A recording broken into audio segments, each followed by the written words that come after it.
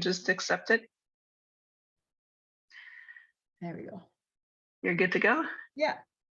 Excellent. So hello, everybody, and welcome to the Talk to Danielle podcast. I am your host, Danielle C. Baker. And before we get started with my guests, just make sure to like, subscribe, and follow whichever channel you're watching or listening to this, just to make sure that you get the notifications of when the new episodes come in. So today, we're actually on the third month of this podcast. It's relatively new, and I'm really excited about it because our new guest today, I love her approach. We're gonna be talking about health and the holistic approach to health. I really love the way that she presents it and the way she presents the way we should look at health. I think everybody should have a look at it that way. And so without further ado, I will present you with Sheri-Lynn Marshall. She is actually, I'll have her present herself because she's got quite an impressive line of things that she does. So thank you so much, Sheri-Lynn, for coming on today. I'm really excited to have you on. Oh no, thank you, Danielle. It's a privilege to be able to do this with you, and it was great to meet you in person. When we were deciding whether we wanted to jump in and get this done. So it's great to be here. Yeah, basically, the reason that I'm here is like you mentioned, it's on the health and wellness end of things. It's a career that I got into about 12 years ago, and I kind of fell into it. Basically, if I go back a little bit further than that, I had moved to Ottawa from Northern Ontario. I was from the Sudbury area. To attend university. I did a biology degree at Ottawa U, and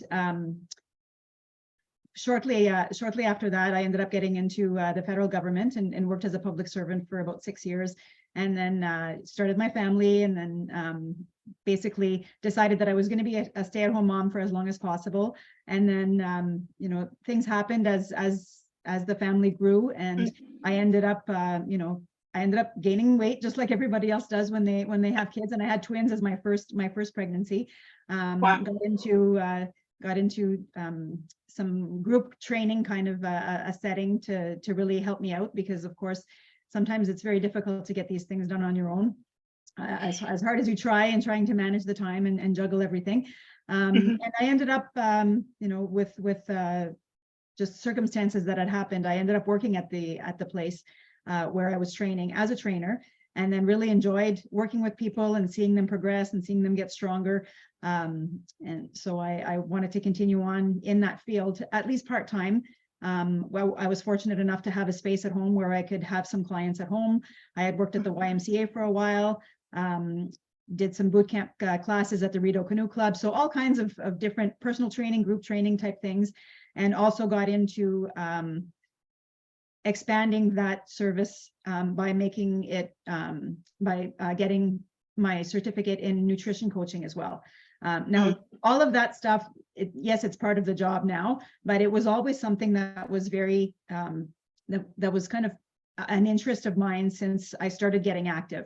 I actually started out late in life. I wasn't much of an athlete in high school or anything like that. I unfortunately just some pressure to, not pressure, but I guess an environment that wasn't conducive to me wanting to get into athletics, just because of some feedback from gym teachers and things that, it was different. It was different back then. It was Yeah.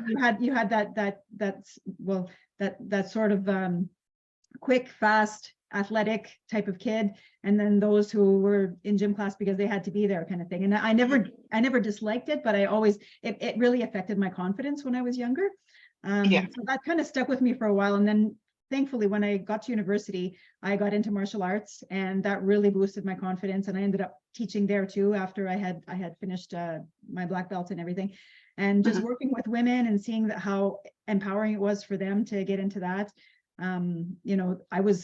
I got into that, then I got into running and all kinds of different things. I realize as life goes on that I get bored quickly. So I've dabbled in a lot of different things, the weightlifting and triathlon, everything. So, but the main theme with all of that is really recognizing early on that the nutrition aspect of any kind of performance like that, even just day-to-day life, it can have such a big impact on your energy levels, on your sleep, on your mood, on your performance, on your recovery.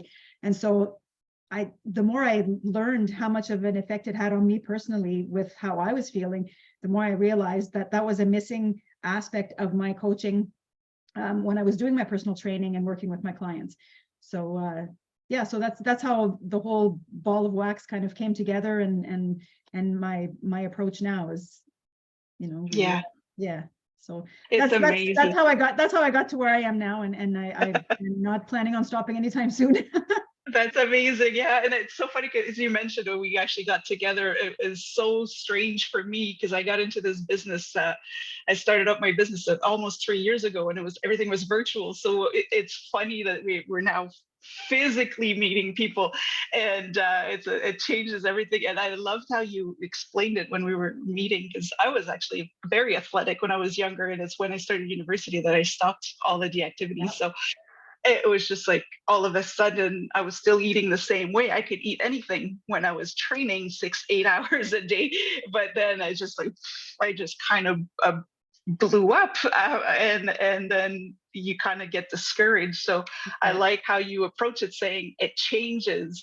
You don't have to always do the same thing. You can change it up. You don't have to follow. If you're in martial arts, you don't have to stick to martial arts. You can do other things. So I like that. And if you could just kind of, you mentioned a little bit that you had to change your aspect of coaching, but how did your understanding of health evolve over the years? Because it's not just training, it's not just nutrition. You really have a global approach to it. So can you kind of tell us a little bit of what your understanding of health is overall? Yeah, I think that actually stemmed from when I was a kid. Like I was a teenager in the 80s, and if people think back at that, those were the days of the fad diets, and eating fat is bad because it's going to make you fat. There's so much research that has been done since those days, and people really realizing that, it's not just about calories in, calories out. It's not just about moving more. Those are two very important aspects, to be careful on consumption, especially of the bad stuff, and increasing your movement overall. But the reason why that's so, those are only two elements of overall like holistic health, is because the way that you eat and the type of food that you eat, it will affect your sleep. It will affect your stress levels. And then conversely, your stress levels will affect how you eat, because if you're an emotional eater, if you're a stress eater, then so everything kind of comes full circle. When it comes to trying to balance all of the different things that are going on in your life, there's all of this underlying stress that's there that people don't even realize is contributing to the overall stress load that they have. So you may be thinking, oh no, my job is pretty chill, it's not a big deal. But maybe you have children who are in competitive sports, and there's a lot of pressure there to make sure that, they're doing okay, they have everything they need. And then with all of that, making sure that you're not forgetting your own needs, and so it's really a global approach to just looking after yourself. So yeah, sleep is huge for all kinds of different reasons. Making sure you are getting some movement, of course, making sure that you're doing your best to fuel your body with nutritious food. Food is fuel, yes, when you're performing, but it's also medicine for a lot of people. And I think the way that I see it now is, when I was watching my mom and my aunts and whoever, it was always diet, try to conform to this specific body type that society felt was, this is what it looks like to be fit. Whereas when I was growing up, we were seeing that like in our households, but then we also had the TV and everything that was showing us that thin is the healthy. And thin might have been the attractive, but thin wasn't necessarily the healthy. No. And you don't realize that until you get older. And thankfully, the world has changed a lot as far as acceptance and the perception of what healthy, fit, happy, strong means, not only for women, but for people in general.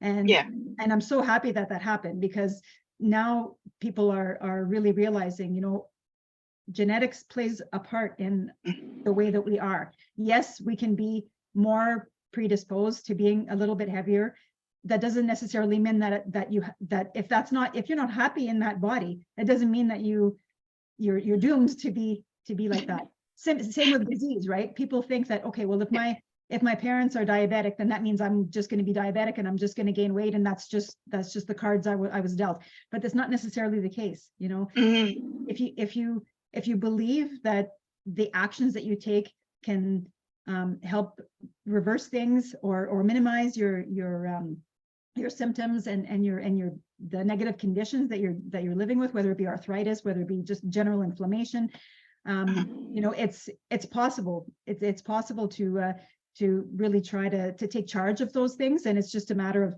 of figuring yourself out and realizing that it's not just about what you're eating, and it's not just about the fact, like if you feel like your joints hurt so you can't exercise, well, maybe there's other aspects of the big picture that you can address first. Yeah. You've made some really good points there, because I know I work a lot with parents, and we'll tend to put our children first, and we kind of neglect ourselves, so that being sure that you keep track of how you're feeling and what health means to you, not what it looks like on the outside or on a social media, but what it is, what it represents for you. And that will change from one day to another. You kind of have to be flexible with it. And that's what I like about it. When we were talking about that's a question I always ask, what does that look like if you want to build good habits? What's a program, a good workout, and you were just saying it depends. You got to go within first and see, okay, how am I feeling today? Am I up to this? So what this kind of leads up to my next question is, what are some of the best habits people should work on to be able to get the results that they're looking for? I think that, like you said, it really does vary depending on your situation. The ones that I encourage people to work on are the ones that are going to align most directly with whatever it is that they're trying to achieve. So if they've set goals for themselves, because we have to realize that not everybody is even there yet as far as knowing what they want to do. Maybe they know that they want to make a change, but they don't even know how to put that into words. They just say, I'm unwell, I don't like feeling sick all the time, and I need to do something. And that's all they know. They've only gotten to that stage of behavior change, and that's a great start. Like, at least you know that you're not happy with what you are and how you feel, and you want to do something about it. So for some people, that's what it is. It's that you tackle you focus on the habits that are going to make the biggest impact, so that you can achieve your goal as quickly as possible, if that's what you want to do. For other people, that's too overwhelming. And so for example, if it's someone who has some kind of chronic illness, and we know that there's a lot of inflammation in their body, and we say, you realize that anything made with white flour, highly processed foods, sugar, that's not natural. That's the stuff that's not good for you. But there's another reason that they're eating that, and you can't just cut everything out, because it's doomed to failure, and they probably won't ever want to work with you again either, because the rule's way too strict, from day one. So I think, so for people like that, we introduce habits that are very, very small, but it's something but you only concentrate on one thing at a time, and you try to make it become something that they can do on a daily basis. It almost seems too easy. Like, for some people, I might say, if let's say that I'm working with their children, and they're like, my kids hate vegetables. Sick all the time, they're really pale, they have no energy, they hate fruits and vegetables. Like, okay, well, can we make a deal that they'll just have one? And if you give them that one, and if they want to have the cookie after, cool. But if you have one apple slice, even, that's better than 0 apple slices. For some people, that you have to dial it back all the way to something that they know they can achieve, and they'll say, oh, that's easy. I can do that. Okay, cool. Then prove it to me. How can you do it? And then what ends up happening is those very small things that you do once at a time will end up becoming automatic, will end up becoming part of the routine. And then when the person is ready, then we add in another element, So for some people it's food related, for some people it's physical fitness. Some people hate exercising, and the only reason that they do it is because they know that it's good for them. or they feel like they're either, they're sore, or they've gained weight, or the doctor told them that they have to, whatever it is. And, for people like that, maybe you do have to work with a trainer, maybe you do, or you join a group fitness so that people will notice if you're not there. There's all kinds of different strategies to make things work if you really want it to work. And the thing with habits too is that if you think about it kind of as developing a new skill, that's how I like to think of it. So when you want to get better at hitting a baseball, when you want to get better at downhill skiing, or playing a musical instrument, or even cooking, if you want to get better at making sushi by yourself, like from scratch, how do you get better at doing something? You practice, right? It's like everything else, like get the reps in, make sure they're quality reps, and you're eventually you're going to get better. And it's the same thing with habits. It's not something that is natural for people to be doing something that is consistent as part of their daily routine. Some people don't even have routines, right? They're all over the place. And so maybe that's the first thing, is just to try to establish some sort of consistency. If you know that every day at 6 o'clock in the morning, you're able to do a little bit of stretching before you have your shower. Cool. Then that. But for other people, no, I'm getting my kids ready for school at that time. Okay, then maybe the end of the day is better for you. That's why I'm saying it's variable, it's flexible. The main thing is, and you hear it all across the board anytime you read into this stuff, is establishing some sort of consistency, and something that you can feel that you can achieve, and just keep it going. That's the best way. That's the best way to kind of bring yourself to success, right? That's what I like. It's one bite at a time, 5 minutes, like one set at a time. And that's what I like, that message where people expect this cookie cutter formula to health. And it doesn't work that way. Even for yourself, once you found your routine, when you found what works for you, sometimes it may change from a year, from within a few months, something could happen, and you need to be able to be flexible. And that's what's nice about your program, is you kind of keep it, even your circuits. I saw that because I follow you on Facebook, and you just show pictures of the obstacle, I call it the obstacle course, but the circuit, but you don't say what you're going to do. So it's just, you're just like, oh, okay. So I wonder, you start thinking, I wonder what she would do with that. I wonder what she would do. And then you start coming up with new ways of exercising. I think is great. Can you share with us the transformation that you see with your clients, the people that you work with?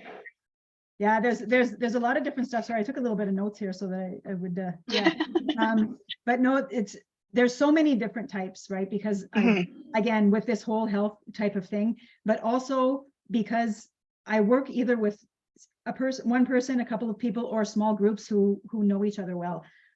Even when I was at the canoe club, actually, there were, a good dozen people in the class, but it's still small enough that you develop relationships with people, and you can really see the progress that they're making, and notice if they're struggling.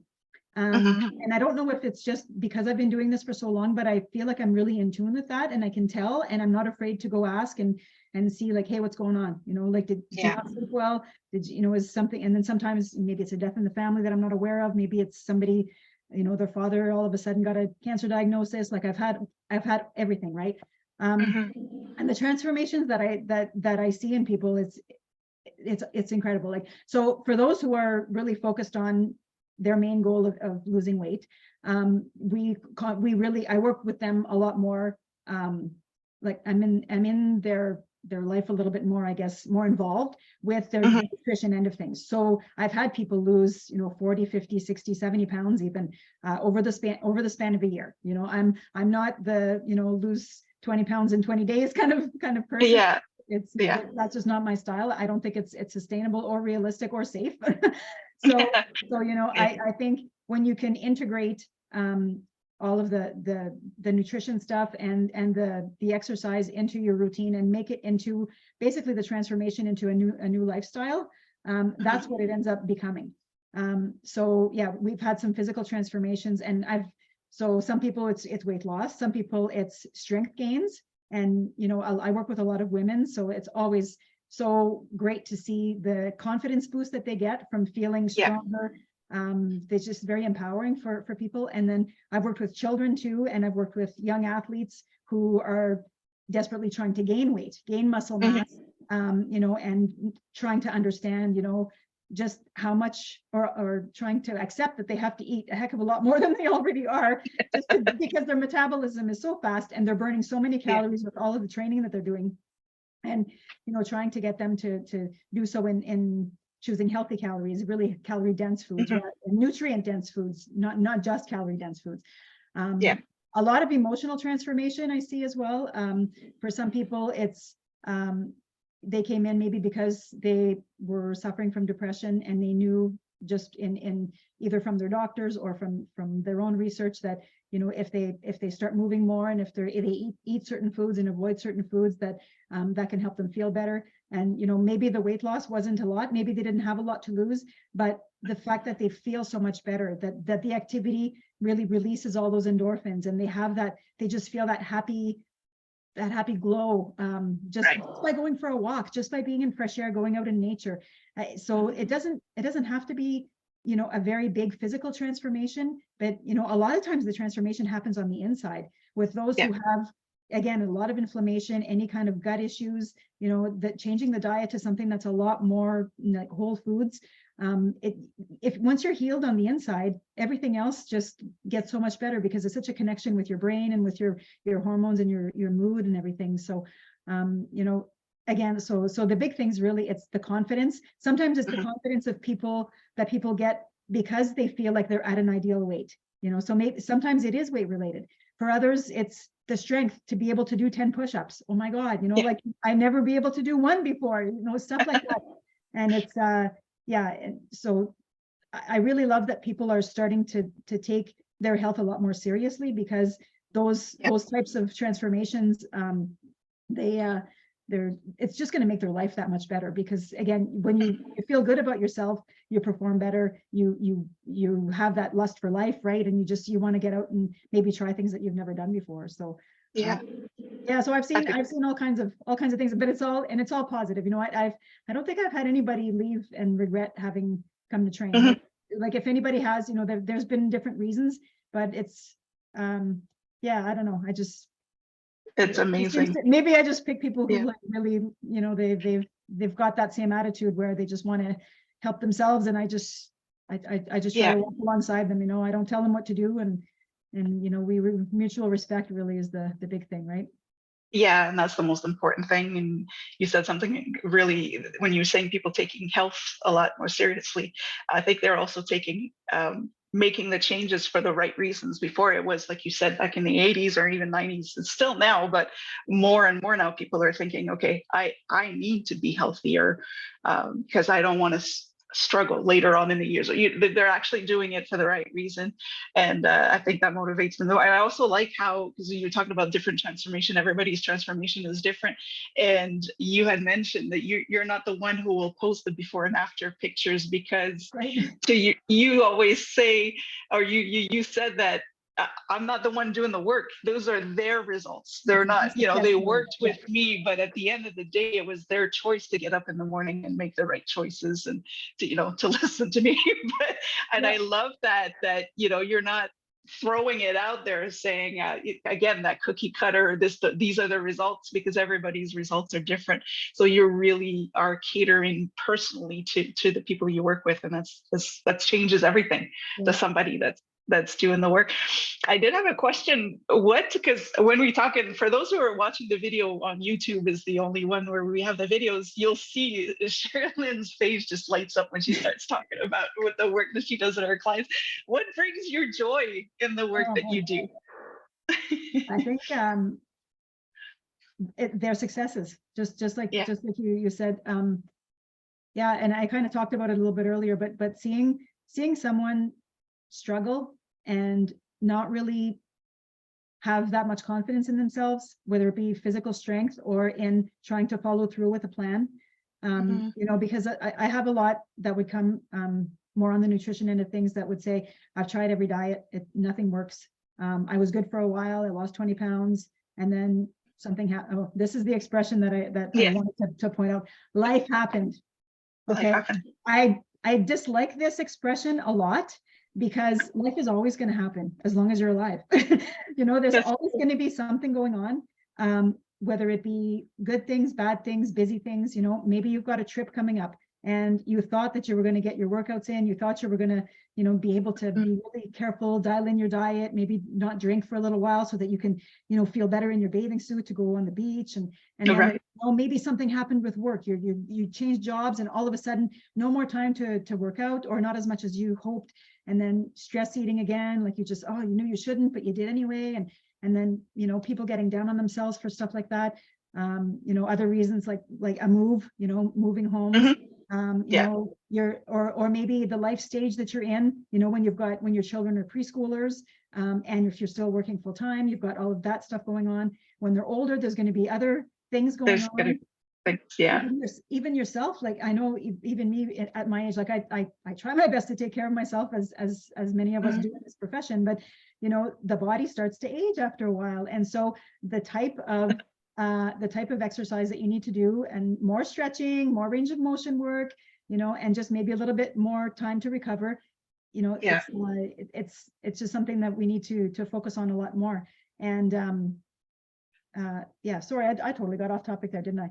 Well, no, you kind of answered this all through that. You're kind of answering it. That's what brings you joy, is just seeing that transformation, seeing the result. Exactly. Well, it's and especially the physical strength stuff, when it's like, you know, women who come in and again, not even being able to do one push-up. And I just love that, you know, I've been, again, because I've been doing this a lot, there's a lot of different ways that you can build strength in a way that will make people feel like they're getting there. You know, to have a way to measure the progress is huge. And I think people really, because all of those small wins really lead you that much closer to whatever it is that you set as your ultimate goal, right? So I think just seeing that happen and seeing their light shine when they're like, oh my God, I did it, or oh my God, I held my plank for a whole minute, and you know, and it's just, and again, I just turn it around and I bring it back to them. So that's because you put in the work. You showed up. You know, I'm just here to encourage you to come back and make it fun so that you don't get bored and you want to be here. Like I've got a group coming in at 4:30 this afternoon. It's going to be dark. It's going to be cold, but they want to stay outside because they're all downhill skiers. They're like, this is nothing, you know, no problem. So I'm the one who's going to have to bundle up and everyone who's going to get cold.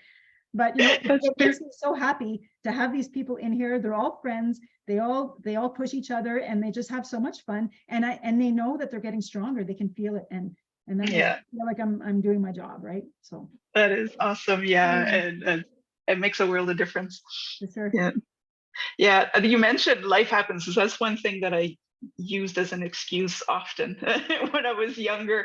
And life will always happen as long as you're living it. How do you yourself find that balance between family, between work, other people's schedule, everything else that life is throwing at you? What is the kind of thing that works? I know everybody's different, but what works for you?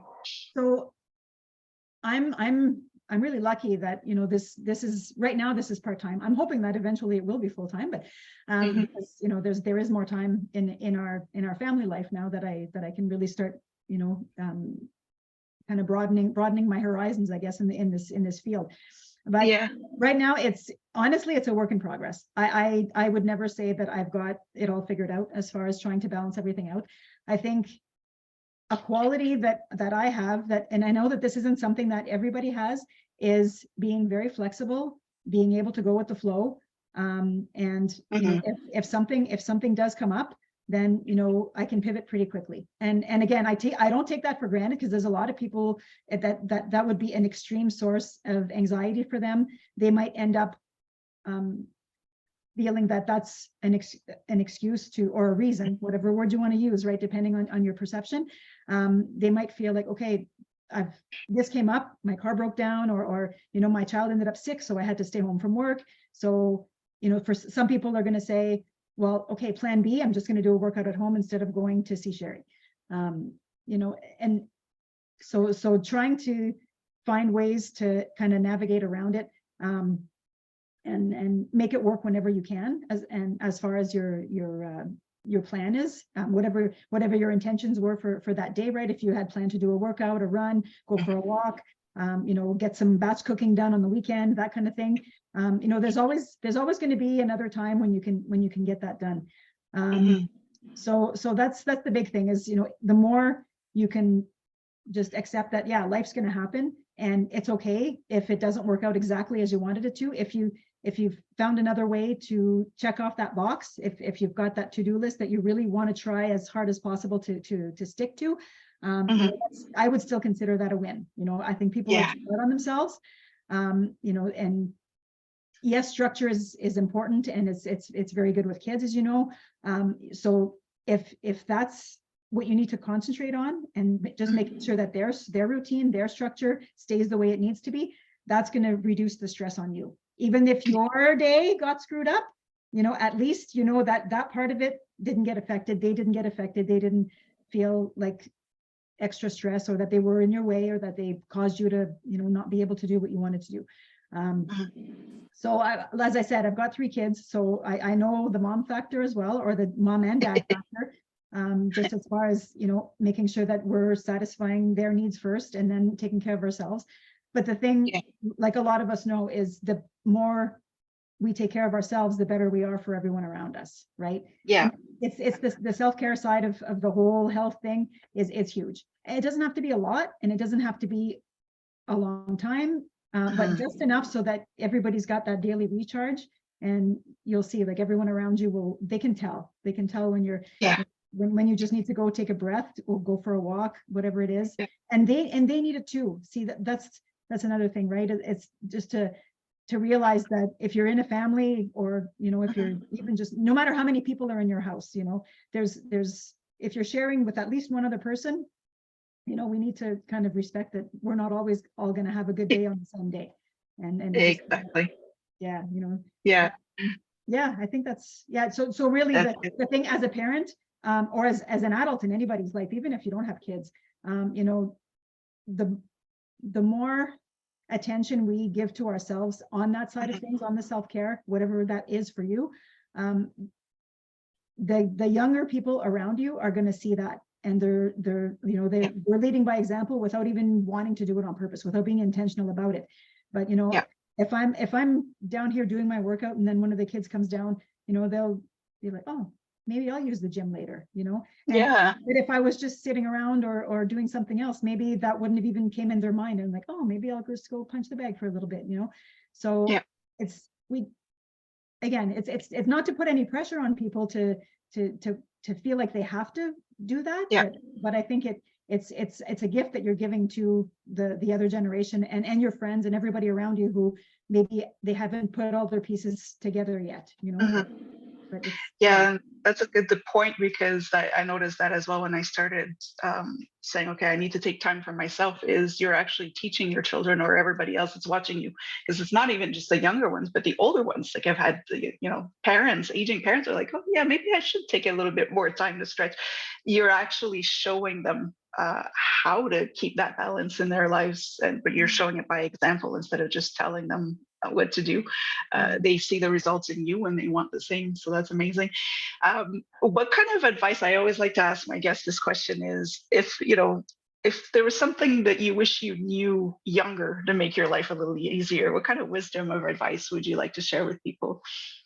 Yeah, I thought about this one a lot, and wisdom attached to me sounds like a funny thing. but if we are all wise. If I had to pretend, yeah, exactly. So yeah, just as far as lessons learned, I guess. I think that, and again, this goes back to what I was saying when I was a teenager, and just not confident not in my abilities, but just in how I felt like I was a little bit overweight, and maybe not the most athletic, because I never got a chance to really explore that at the time.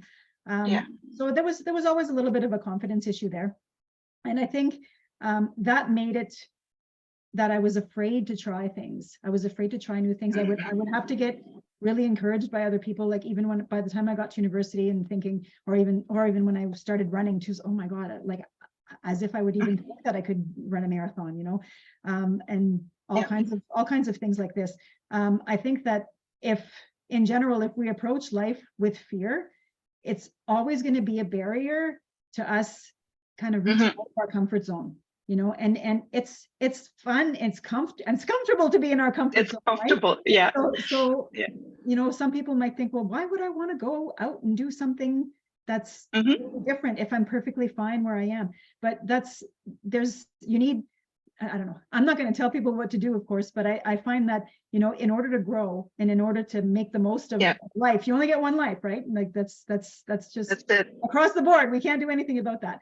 So, Yeah. why not, so again, if you kind of explore that possibility of trying new Mhm. things, just be curious and see, well, I wonder what would happen if, I tried to run an Yeah. extra kilometer. I wonder what would happen if I, went out in the morning instead of at night. I wonder Yeah. how I would do, like I have a daughter who does horseback riding. I wonder what would happen if I tried going on there, like would I like it, would I not? But I'll never know unless I try, right? And this is, I Exactly. tell that to kids all the time. So yeah, and I think that it expands not only your realm of things that you can do, and that Mhm. eventually hopefully you'll get comfortable doing, but it just opens up so many opportunities for new relationships, new friends, new social construct and stuff, and that just enriches your life even more, right? Yeah. And I think that anytime you try something new, whether it works out to be something that you want to keep doing or not, again, I think that jacks up your confidence a little bit, because at least you can say, hey, I tried that. I've tried That's rock climbing, but then I realized I was scared of heights. So no, but sorry. you would have never known unless you tried, right? You would have So never known that. yeah, Yeah, so that's I what think it. that's the big thing, is just, try Yeah. to remember that, fear is, it's not real. So, if you Yeah. can just, and again, some people have to start really small and just try, maybe I'll go, Yeah. like, for example, training outside. Some people are so self-conscious about being seen exercising that they would never do a workout in my backyard because I have neighbors who have windows. Yeah. Yeah. But then you've got others who, they forget that, we've got Yeah. hedges and fences around us. Yeah. But it feels like a safe space, and it feels Mhm. so good to them that, everybody can just be who they want to be. They can be That's it. silly, they can be crazy, whatever it is. And to me, that just shows, Yeah. happiness and confidence, and just when they leave, everybody's smiling. So, That's it. and if they wouldn't have been brave enough to try to come and check it out, and I never mentioned this, but the reason that I started these classes outside in my backyard is this was pandemic stuff. So in that Yeah. first summer of the pandemic, people couldn't go to gyms. They wanted to exercise, they wanted to reconnect with their friends.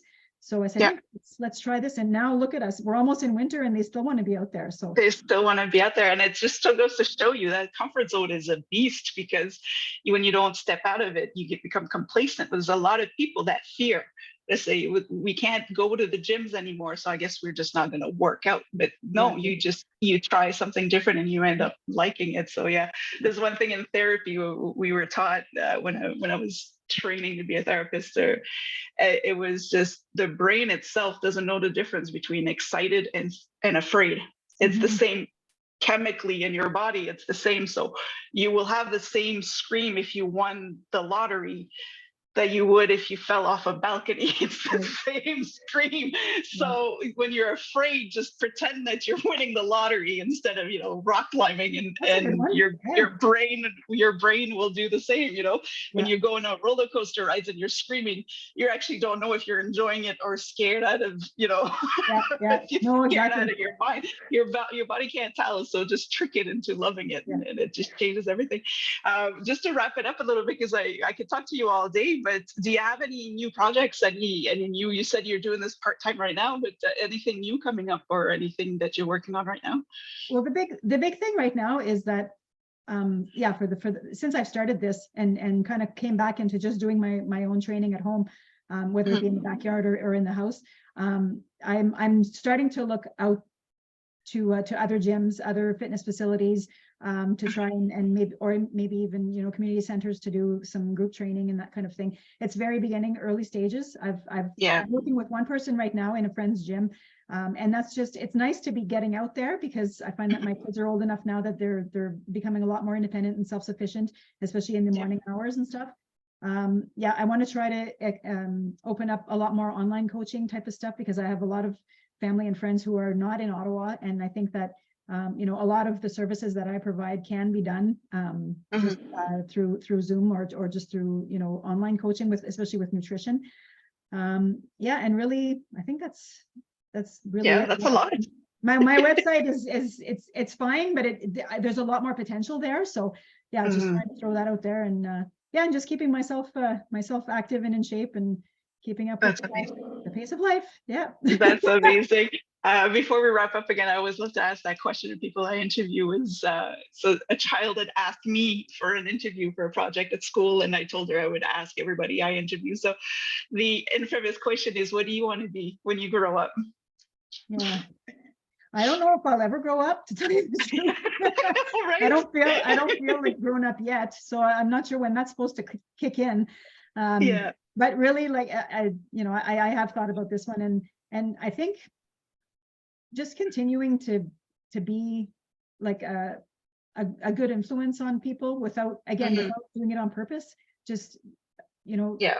continuing to be the person that people feel they can come to, that they can trust, that they can be comfortable with, and know that the advice that they get is going to be real. And and hopefully someday, if I'm lucky enough that my kids have kids, maybe I'll be that grandparent or that great aunt or whatever that people will come to and say, you know what, oh, you'll know the answer to this question, and that kind of thing, and just, yes, see, if they can see you as invincible, then that's how you're going to feel, right? So yeah, exactly. And I love that.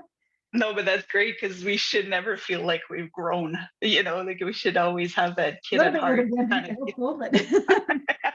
You made me laugh earlier when you said, I don't know if I can qualify to give out wisdom, because I feel the same way. I'm just a child trapped in an old woman's body. And really, for the longest time, the only reason why I think people would consider what I say is wisdom is because I have a lot of gray hair. That's about it, But sometimes that's what you need, is just that young energy, no matter how old you are, and you keep growing. That's why I love asking that question, is because it gets us to keep looking at life as a new adventure, even though we think that we know it all. So we still have a lot to learn. So it's amazing. So how can people follow you or reach you if ever they do want to go a little deeper into their health quest, and want to see what it is that you can give to them? Well, how can they reach you or follow you? Yeah, well, I'm on Facebook, just Sheri-Lynn Marshall, and then I'm on Instagram as well. It's at S Marshall Fitness.